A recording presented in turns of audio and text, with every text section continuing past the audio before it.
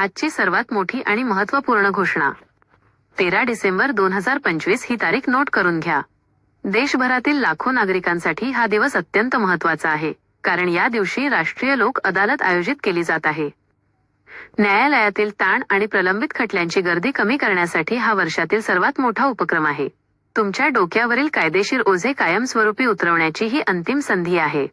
तुमचा वेळ, तुमचे पैसे आणि तुमचे वाद एकाच दिवसात मिटवा. या लोक अदालतीत प्रामुख्याने सामोपचाराने मिटू शकणारी प्रकरणे घेतली जातील.